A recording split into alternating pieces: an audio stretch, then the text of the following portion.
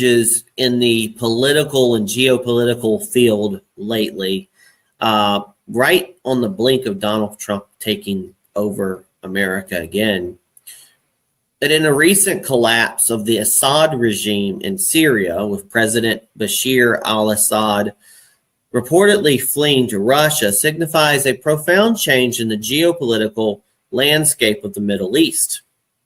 This event coincides with the rise of Hayat Tahrir al-Sham, HTS, a group with historical ties to al-Qaeda, which now holds considerable influence in the region.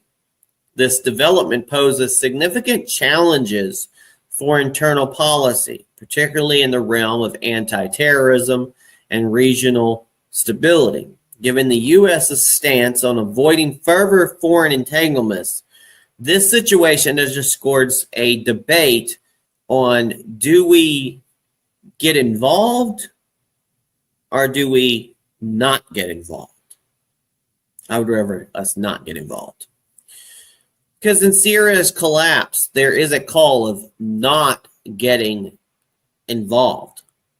From perspective aligned with constitutional conservatism, the fall of Assad's regime can be seen as a validation of basically staying out of it policies, a viewpoint that has been vocalized by former President Donald Trump, and now to be president again, Donald Trump. This perspective emphasizes the pitfalls of U.S. involvement in foreign conflicts, advocating instead for a focus on national defense and domestic priorities rather than engaging in what could be perceived as nation building abroad. And believe me, America's done enough nation building. We need to start building our nation back.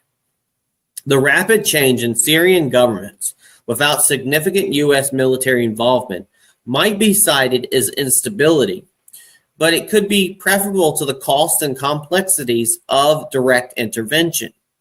This approach is seen as a way to conserve American resources and avoid the unintended consequences of foreign policy overreach.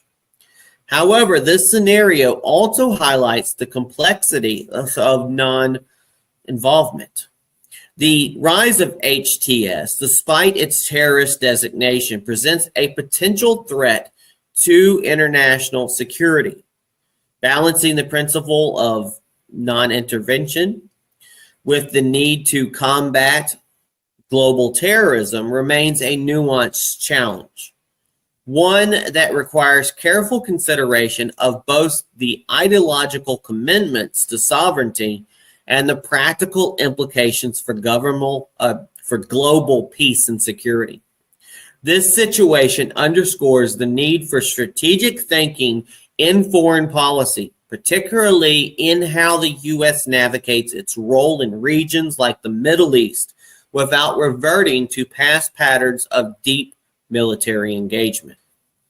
A lot of things going on, folks, in the world, and we're going to report as they come up.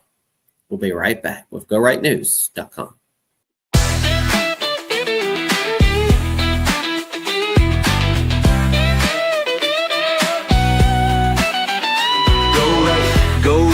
Go right news. With Peter Boykin, we're making moves. Freedom and liberty always on the rise. Tune into the truth and open your eyes.